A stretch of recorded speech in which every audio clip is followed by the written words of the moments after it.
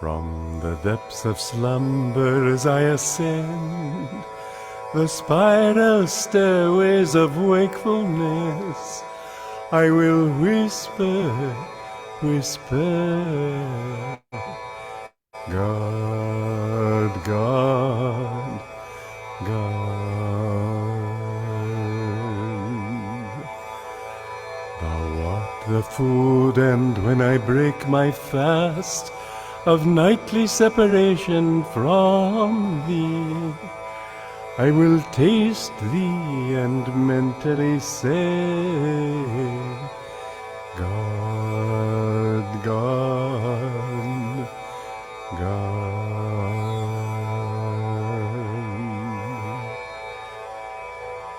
No matter where I go, the spotlight of my mind will ever keep turning on thee, and in the battle din of activity, my silent war cry will be, God, God, God.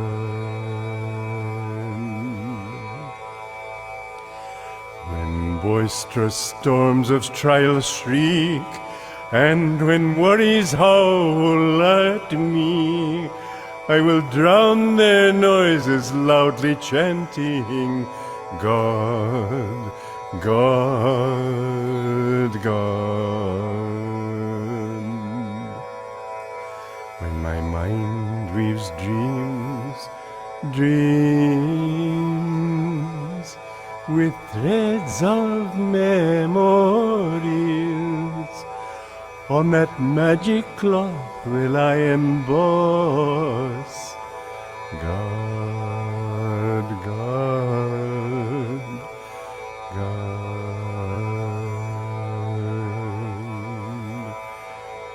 Every night in time of deepest sleep, when my peace dreams and calls, joy, joy, my joy comes singing evermore, God, God, God.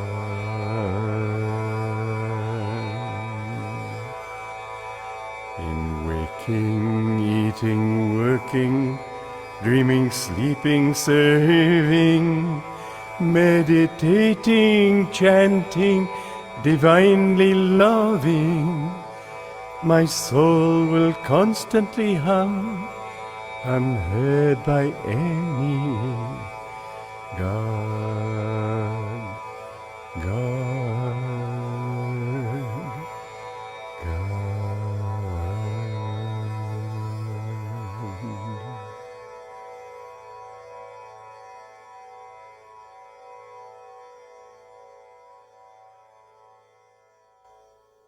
But one particular way that I think is very important is to feel that God is the doer.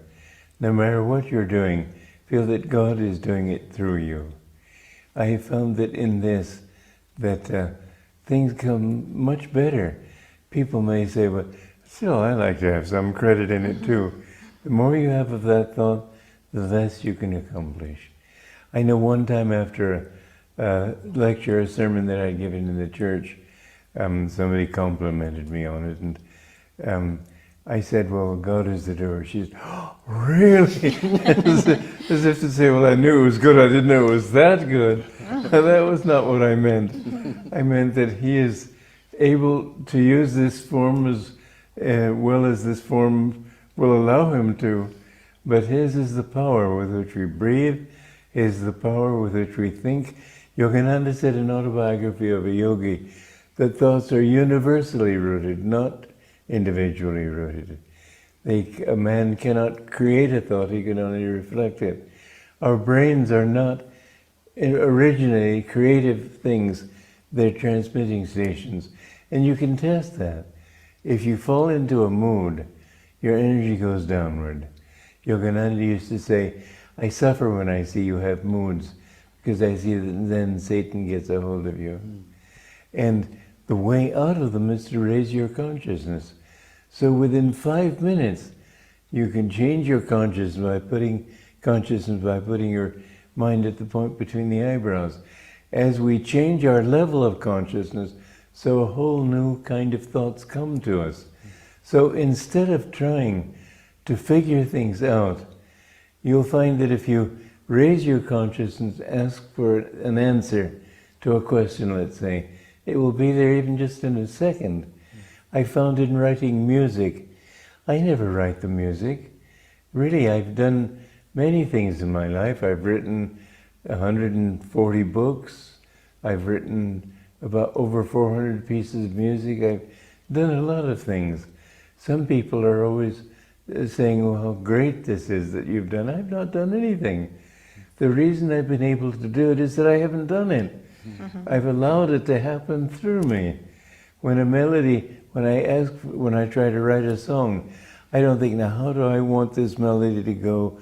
I just say, well, I want the melody to say this is, what is the melody? And it's there. I don't have to work for it. So I really can't claim credit for anything that I've done in my life.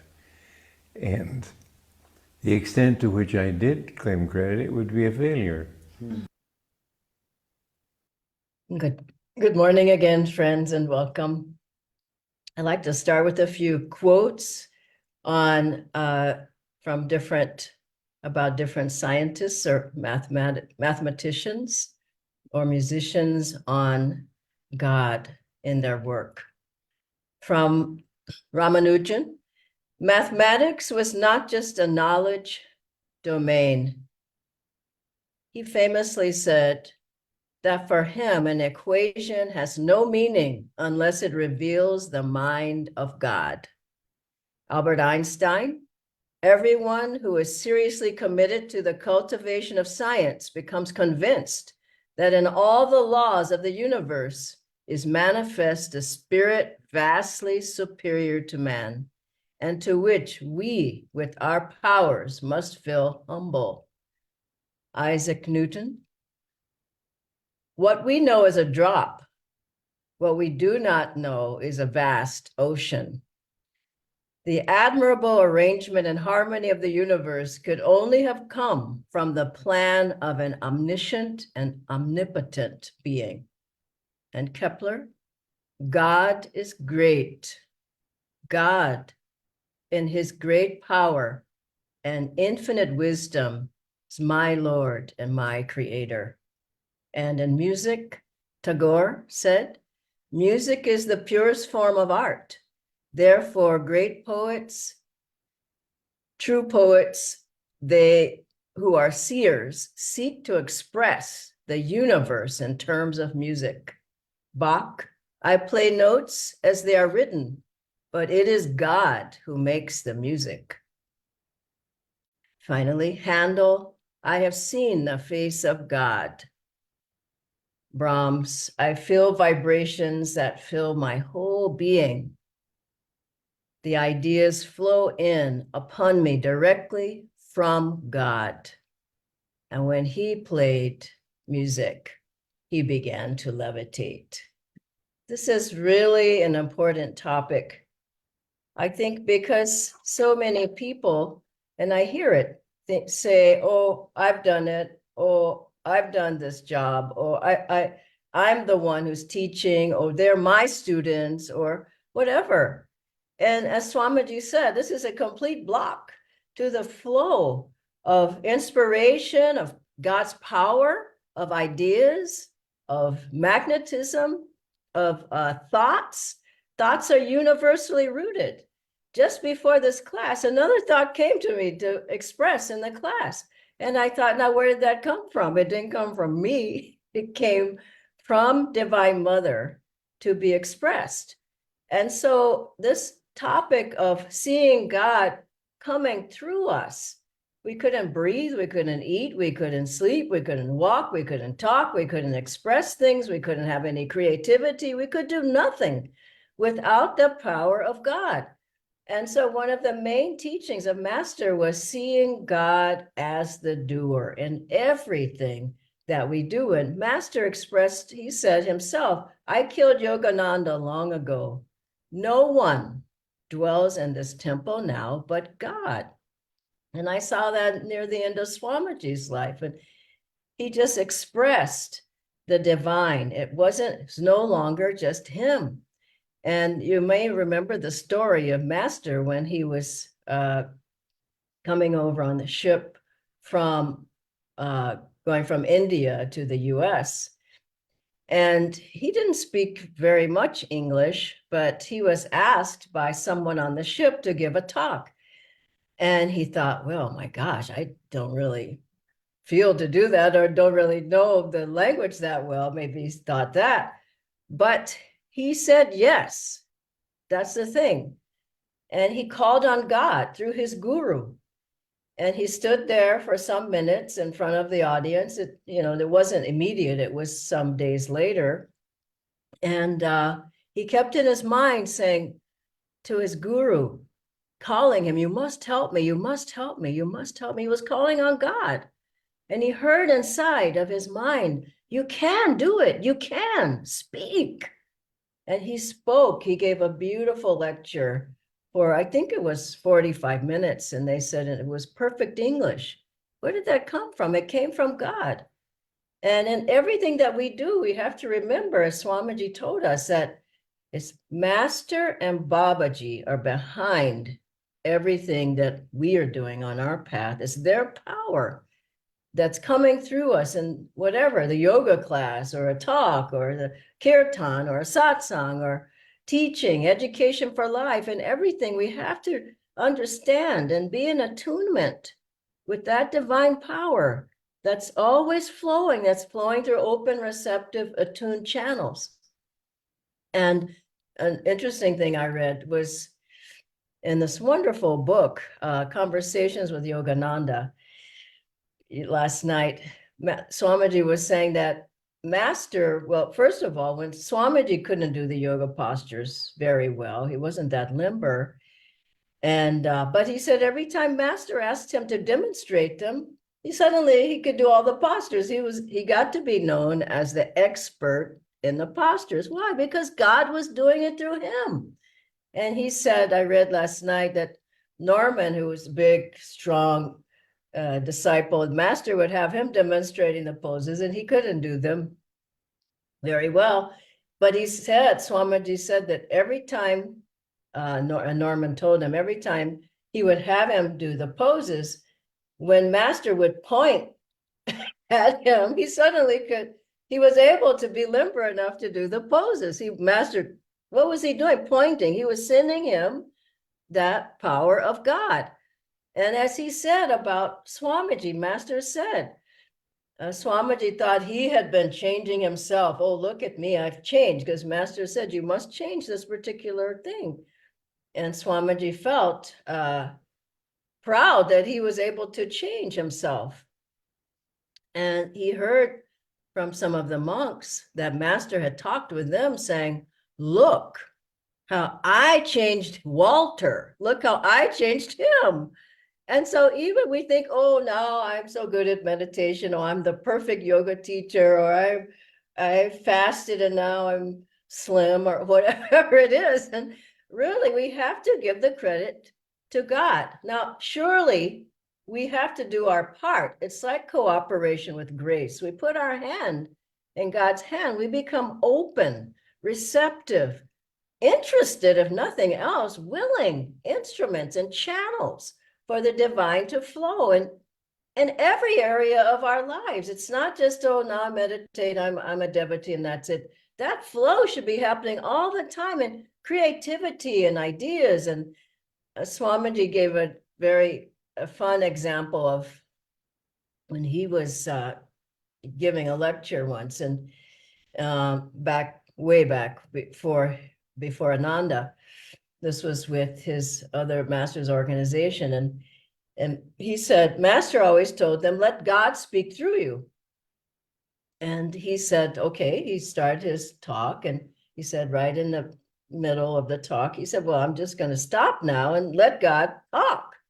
So he stopped and he waited and he waited. He said in his mind, he was saying, come on, say something. I know you have something to say. Nothing was said. He realized he he had to be open to that. And I see so many people say, oh, God will do it, or Guruji will do it, or Guruji didn't do it, or how come he didn't do it? And Master said to say, I will reason, I will act, but guide thou my reason, will, and activity to everything and every action, everything and everything that I do.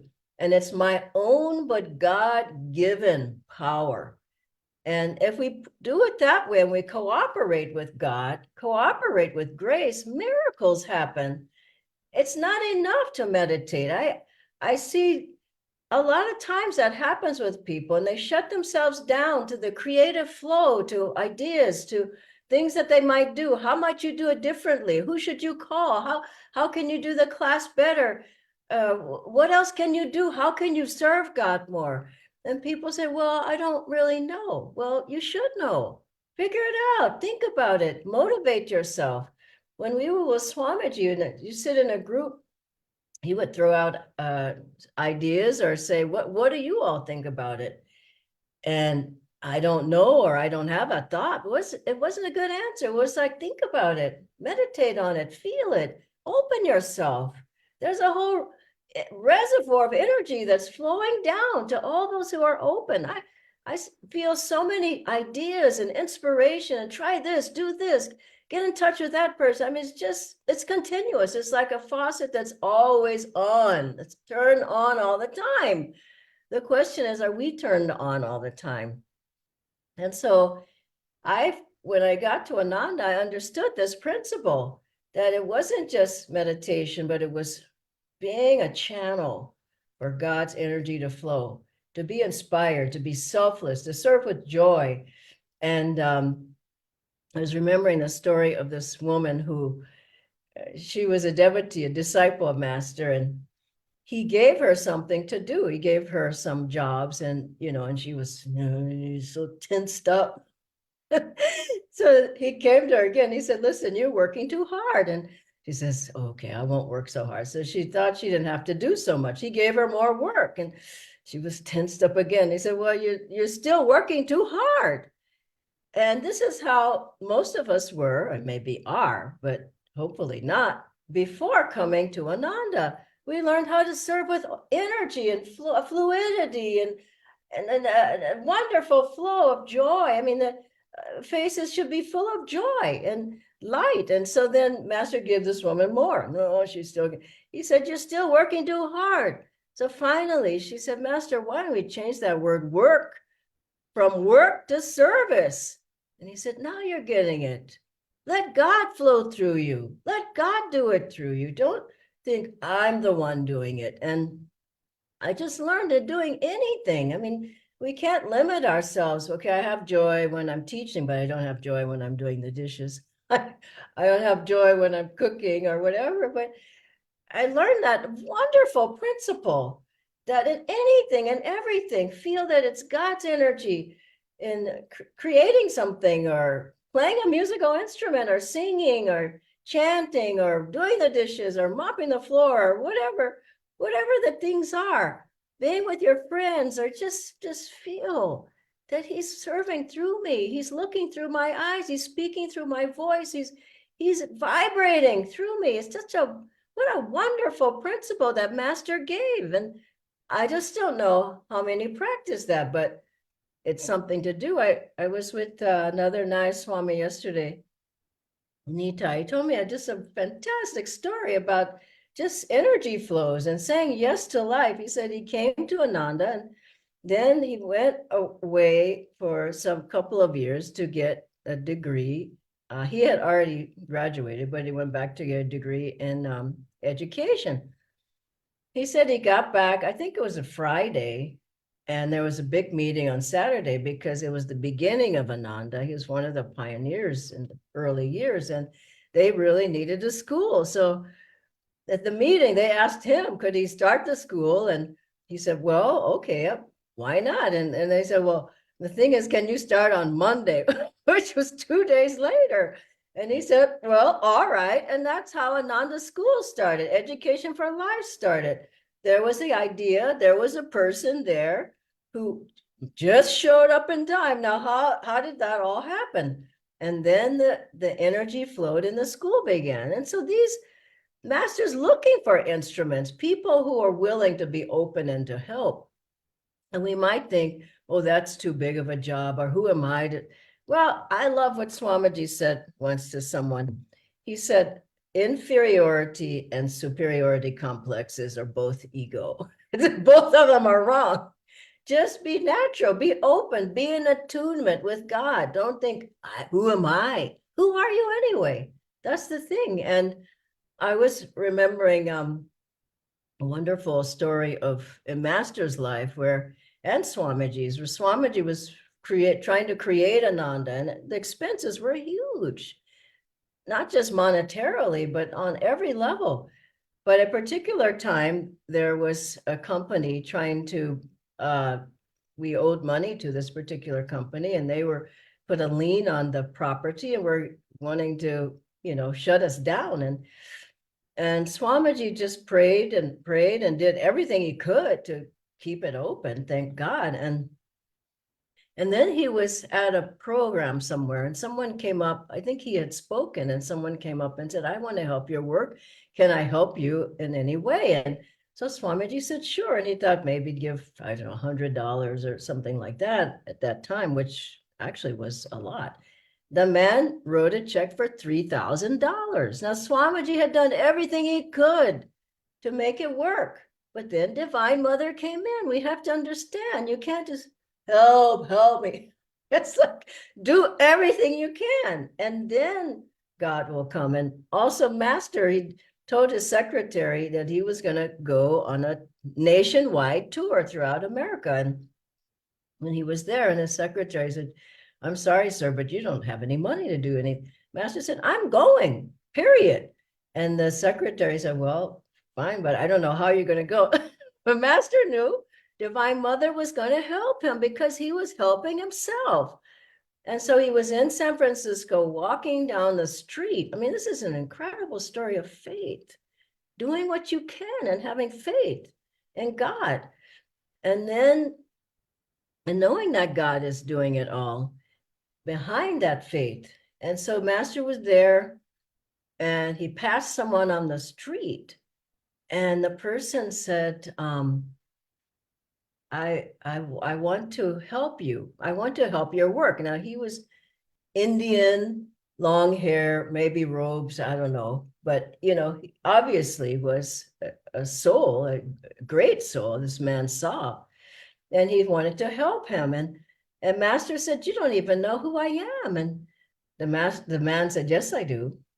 From your eyes. Now, look at that, how beautiful that is, from your eyes. And he wrote Master a check at that time, this must have been the 20s, maybe 30s, for $27,000. What an incredible story. That's phenomenal that he knew he had done everything he possibly could, and Divine Mother was going to help him because she was doing it all anyway. And of course, he went on the nationwide tour. And so I think, for one, we have to get our energy up more. Sit up straight, energize more, do your practices, get magnetic, build your aura up. But then know God can serve and work through you and can work miracles. I've seen them over and over. And finally, how do we do that in the best way? Master said, gaze up at the spiritual eye. After meditation or at a certain period when you feel like you really are in need of help. And Master, when he would write his book, Swamiji said he just would look up and they just start dictating. The inspiration was just flowing. So gaze up at the spiritual eye. Put your thought, your need, whatever, out to Divine Mother there. Pray to God and gurus. Help me. Show me the way. What do you want to do? How can I serve you better? What can I do? How can I be a better instrument? I'm doing everything that I can. And feel in your heart their energy, their power, their answers, the solutions. And think solution, or be solution oriented, not problem oriented. Oh, that happened on Dhyana. I don't know what to do. Well, find out what to do. Do it yourself. And as you do it, you'll find you get stronger and stronger and stronger.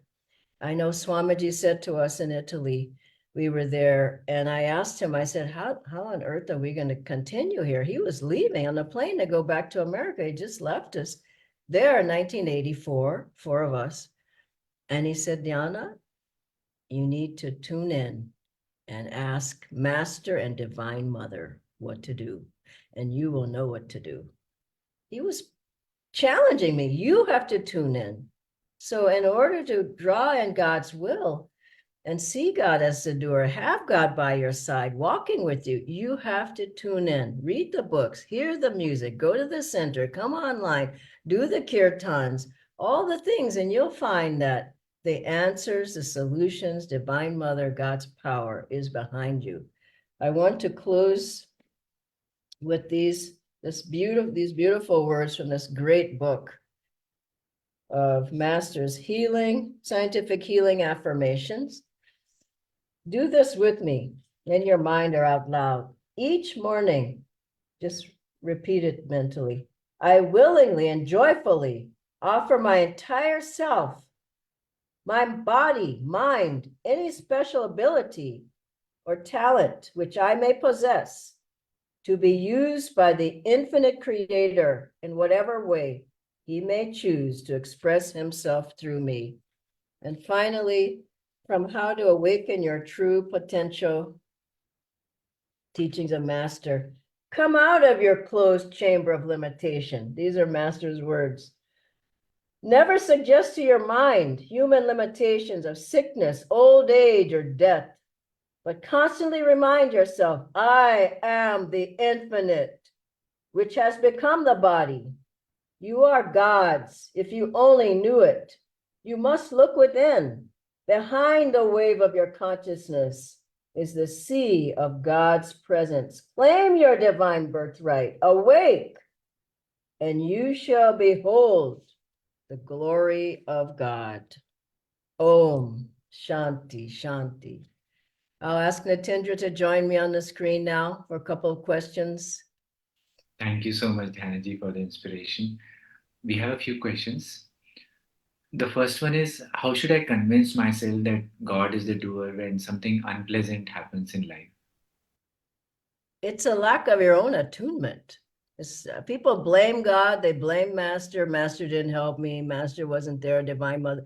The problem is we weren't there. So anytime you feel that something went off, attune yourself more. And then sometimes, why not? You have karma as well, don't you? I mean, the guru said, I can help you so much. 25% is our efforts.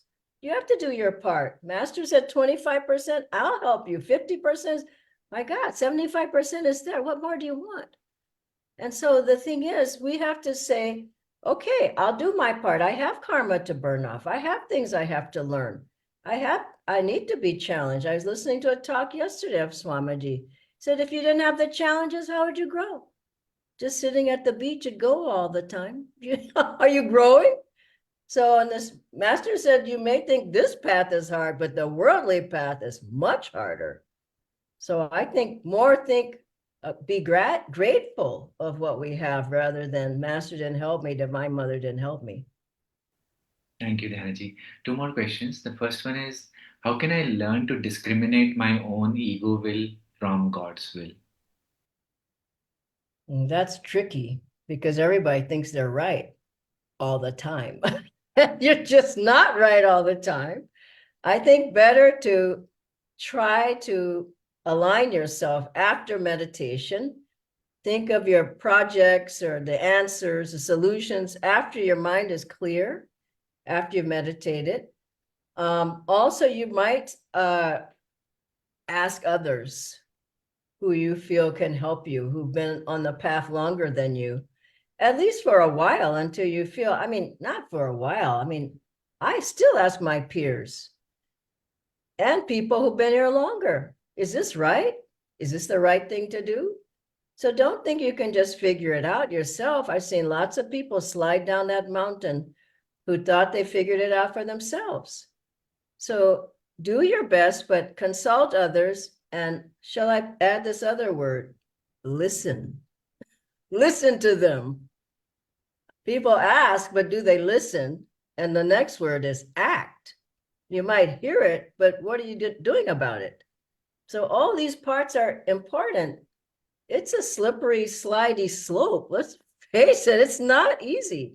And people think, oh, I'm fine. I've been on the path for 2 years. Well, good luck is what I have to say about it, really. Any more questions, Atindra? One last one, Dhyanaji. I can't get out of the thought of self-importance being recognized in some way, let's say as a teacher or acharya. So how do I get out of that thought? Because I do know that it is hindering my own spirituality. Honestly, that's a big delusion. I mean, you should be willing to scrub the floors and paint the wall. I mean, when we went to Ananda, we did everything and anything, all things, along with Swamiji doing them. We came to India, we did the same. We didn't say, oh, I'm a teacher. I don't set up the chairs. I don't set up the flowers and the altar. I don't sell the books. We did everything. I mean, what needs to happen is your attitudes need to change. Don't think of who you are. Think of how you can serve the guru. Forget about titles. People get caught in that. Oh, I'm the teacher. They're my students. Swamiji said, I don't teach anybody anything. And he surely, of all the people I know, could have said he was a teacher. He said, I share. Isn't that so much more beautiful? And I hear people saying, you know, I'm in charge of 300 people and I'm the boss. And it's just an ego trap. Get out of it sooner rather than later. And just the thing to do is everything they do, Master, it's yours. Every talk Swamiji gave that I was at, hundreds of talks, he always said, God is the doer. I felt Master's presence. Master did it through me. Every book he wrote, Master wrote it. Every song, it came from my guru. It came from God. So who are we to say, no, it came from me? I want a title. I want a name. It just is, it's a big, big, big trap. And the more you serve, the more you jump in and just do everything, anything, whatever it is, call people on the phone and help them. Set up the chairs, go to the center, bring the flowers, bring the food. Just don't think of yourself. Anytime you're thinking of yourself, I remember at the Sangha office in America, anytime I'd get in a strange mood, I just picked up the phone, start calling people. Hi, how are you? You know, all the members. How's your family? How's your health? How's your meditation? I would just call till I broke it. You have to break it. But you can't sit there and say, I don't have an ego. I don't want a name. You have to just keep serving the guru and let him break it. And then you will be free. Thank you, Natendra. God bless you all.